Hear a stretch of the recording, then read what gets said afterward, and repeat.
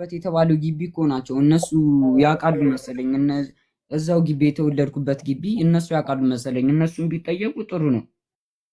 እኮ እነሱ ያሉክ ሰዎች በመሰለኝ ሳይሆን ያወሩልክ ሰዎች ይሄን ከሚያደርጉ ለአንተ ቀጥታ ፎቶ ካላቸው፣ ስም ካላቸው፣ አድራሻ ካላቸው ጠቁመውክ ሄደክ እንድታገኘው ማድረግ ነው እንጂ የሚሻለው ይመስለናል የምንሰማው።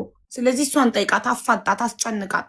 ሰዎች ሴትዮ አላቅም ካለች እነሱ ናቸው የሚያውቁት ማለት ነው።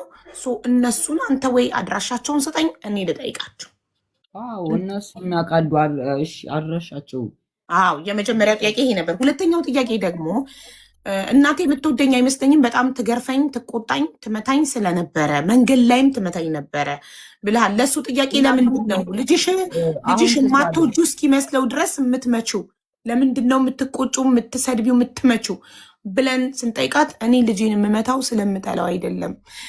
ትምህርት ፎርፎ ፑል ቤት ሲሄድ ሳገኘው፣ ሲያጠፋ ሳገኘው ነው። አዎ መንገድ ላይ መትቼዋለሁ። አዎ ጆተኒ ሲጫወት አግኝቼ መትቼዋለሁ። ፑል ቤት አግኝቼ መትቼዋለሁ። አዎ እመተዋለሁ በየጊዜው ሲያጠፋ። እናት ነኝ፣ ልጄ ከመስመር እንዳያልፍብኝ አዎ እመተዋለሁ፣ አልክድም። እኔ እቴቴም እኮ ይነግሩኝ ነበረ። ልክ በድሮ ገና ወጥቻለሁ ያለችው እኔ ሳልፈጠር በፊት ወጥቻለሁ ያለችበት ቤት ማለት ነው። ነብሷን ይማረውና ሀያቴ ማለት ነው። ልክ እንዳቴ ማለት እሷም ይሉ ነበረ።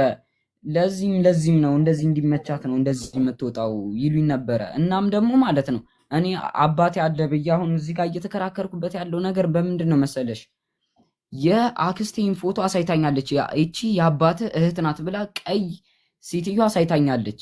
አይቻት ማላቃት እቺ የአክስትህ ናት የአባትህ እህት ናት ብላ ፎቶ አሳይታኛለች። በዛም እኔም አባቴ አለ ብዬ እየተከራከርኩ ያለሁት። ኦኬ። እና እሱ ፎቶ የት ነው ያለው? እሱን ፎቶ ለጥፈን እኮ ቪዲዮ ብንሰራ እኮ የፎቶ ባለቤት እናገኛታለን። እሷ ትጠየቅ እኮ። እሷን ጠይቋት ምለው እኮ ለዚህ እኮ ነው። እሱ ፎቶ ካለ ትስጠ። የሆነች ቀይ ሻሽ ነገር የለበሰች አለች ብላ አሳይታኛለች ፎቶዋን። እሺ ጥሩ፣ እሱን ጠይቃት ኤደን። እሺ ቆይ እሱን ልጠይቅልክ። እሺ ኤደን። ሆስፒታልም ደግሞ እየተንተባተብኩ ይቅርታ። ሆስፒታልም ደግሞ እንደተኛው ይታወቃላ። ምስክርም እንዲሆን ደግሞ እዛው ያሉትም እንትኖች ደግሞ ይጠይቁ በምን እንደገባው ማለት ነው። ይህም ነገር ይጠይቅ። የገባኸው እግርህን ታመህ ነው አይደል? ቅድም እግሬን ውጡ እኮ የተባለው እኮ ከዛ ሐኪም ቤት እኮ ብቆይም እኮ ወይ 3 ሳምንት ወይ 2 ሳምንት ነበረ። ግን እኔ እንዴት እንደሆነ አላውቅም። መድኃኒቱ የሚያልቀው በ2 ሳምንት ነበረ። ግን እዛ ሆስፒታል ውስጥ እንዴት 5 ወር እንደተኛው እኔ በምንም የማውቀው ነገር የለም። ስለዚህ አንተ እኛ እንዲገባን አስረዳን።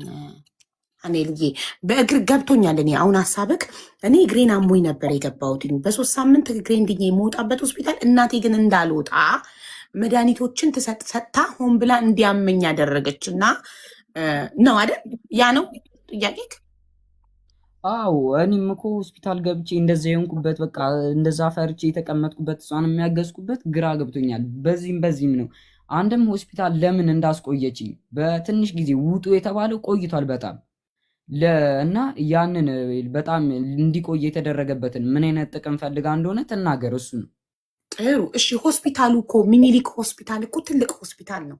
አንድ ሰው ሳይታመም ውጣ ተብሎ እምቢ ብሎ ሲተኛ ሆስፒታሉ መድኃኒት እንዴት በአፍንጫክ እንትን ተገጥሞልክ ምግብ እንኳን በአፍክ መብላት አትችልም እንደነበረ ሲጀመር እኮ ያቆየኝም እኔ ትዝ ይለኛል። ያቆየኝም የእግሬ በሽታ ሳይሆን የእግሬ በሽታ ቀስ በቀስ የሚድን ነው። ከ3 ዓመት በኋላም እስካሁንም ሊቆይ የሚችል ነው። የመቅኔ መድረቅ ነው እና ግን በጣም እዛ ሆስፒታል ውስጥ ደግሞ ያስቀረኝ የምግብ እጥረት ነው። ጳውሎስ የሚሄድኩ ሰዓት ተነግሮናል እኮ ልጁ የምግብ እጥረት ነው እንጂ ያለበት ሌላ ሜዲካል ኬዝ የለበትም ተብሎ እኮ ተነግሯት ነበር የዛን ሰዓት። እናም ደግሞ ሌላ ሆስፒታሉ በምግብ እጥረት ምክንያት ብቻ 5 ወር አስተኝቶ ምግብ በአፍንጫክ እንዲገባ አደረገ። ሆስፒታሉ ከእሷ ጋር በመተባበር በምግብ እጥረት ነው እኔ እዛ የቆየሁት። እግሬ የእንትኑን ጨርሻለሁ። የኢንፌክሽኑን መድኃኒት አለ አይደለ? እሱ በወር የሚያልቅ ነበር። እሱ አልቆ የምግብ እጥረት ተብሎ ነው እዛ ሆስፒታል ውስጥ የቀሩት።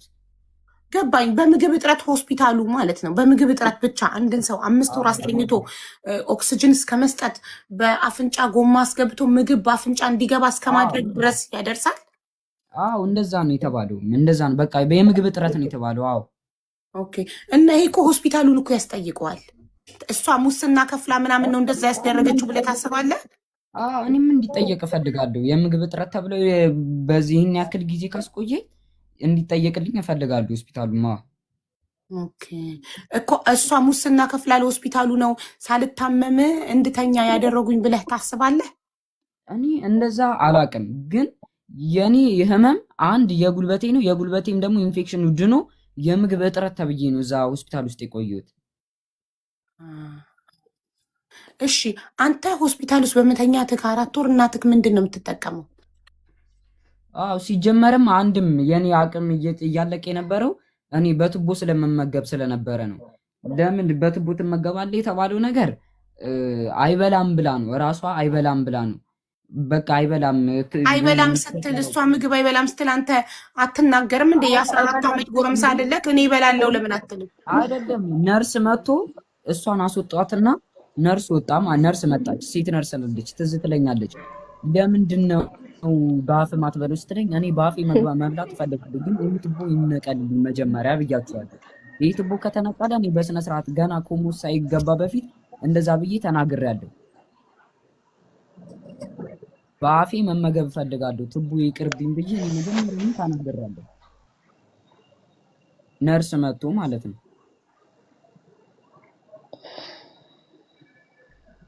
ኦኬ ገባኝ። እሺ አንተ እኔ በአፌ መብላት ፈልጋለሁ እያልካቸው ሆስፒታሉ እምቢ ብለው ቱቦ ገጠሙ በአፍንጫክ? አይበላም።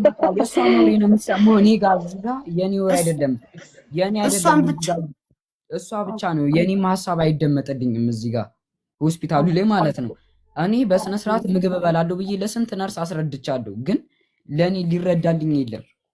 ኦኬ ስለዚህ ሆስፒታሉ ነርሶቹ፣ ዶክተሮቹ እኔ በአፌ መብላት እችላለሁ አልፈልግም፣ ጎማ አፍንጫዬ ላይ አትጠሙልኝ እያልካቸው አንተን አልሰማም ብለው እናትየው መብላት አይችልም ስላለቻቸው እሷን ሰምተው ነው አፍንጫክ ውስጥ ቱቦ የገጠሙትና በቱቦ እንድትመገብ ያደረጉት? አዎ ኦኬ እሺ። ይሄ ሆስፒታሉን መጠየቅ ይቻላል፣ ሆስፒታሉን ማስጠየቅ ይቻላል። ፋይልም ይኖር ካል ሆስፒታል ውስጥ ፋይልክ መታየት ይችላል። ይሄን እንደዚህ ሁሉም ፋይል እጄ ላይ አለ። ኦኬ እሺ። ታዲያ ሆስፒታሉ ሁሉም ፋይል እጅክ ላይ ካለ እናትክን በከሰስካት ሰዓት እናቴ ትመታኛለች ብለህ ከሰ ፖሊስ ጣቢያ ባስጠራካት ሰዓት ለምን ስለ ሆስፒታሉ አልተናገርክም? ተናግሯቸዋል እኮ ሆስፒታሉም እኮ ታዲያ ሆስፒታሉ ለምን አልተጠየቀም? ያልታመመን ሰው በግድ ታሟል በእናትየው ምክር ብቻ ይኸው ተጠይቋል እኮ። ላንብብልሽ? ልኬልሻለሁ። አንብቡልኝ። እሱ ጋር አልችልም እኔ አሁን ስልኬ እንትን ነው። አንብበው። እሺ ከላይ ፋይሉ አልተዘጋም እስካሁን አይደለም። ቆይ ሆስፒታሉ ተከሷል አልተከሰሰም? አጭር ጥያቄ። ለሆስፒታሉ ማስረጃ ያምጣ ተብሎ በማስረጃ የሕክምና ማስረጃ እንዲሰጠን ስለመጠየቅ ይመለከታል። ለዳግማዊ ምኒልክ ሆስፒታል ማስረጃ መጠየቅና ሆስፒታሉን መክሰስ ይለያያል። ማስረጃ መጠየቅ እናትየውን ለመክሰስ ነው። ሆስፒታሉን ከስታችሁታል? አልተከሰሰም። በዛ ለምን መከሰስ አለበት? የምታወሩት ነገር እውነት ከሆነ ሆስፒታሉ መከሰስ አለበት።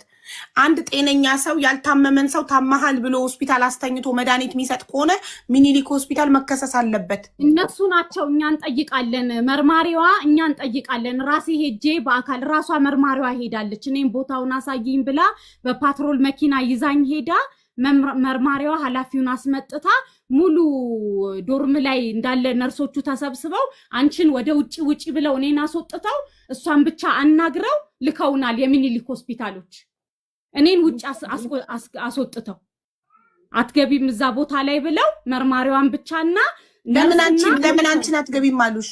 አትገቢም አሉኝ፣ ከለከሉኝ። ማለት ባዳ ስለሆንሽ አይመለከትሽም ብለው አይመለከትሽም ብለው ነው እኔን አላስገባም ያሉኝ። ጉዳዩን ይዤ የሄድኩት ግን እኔ ነኝ። ጉዳዩን ይዤ የሄድኩት እኔ ነኝ። ይሄ መረጃ ይምጣ።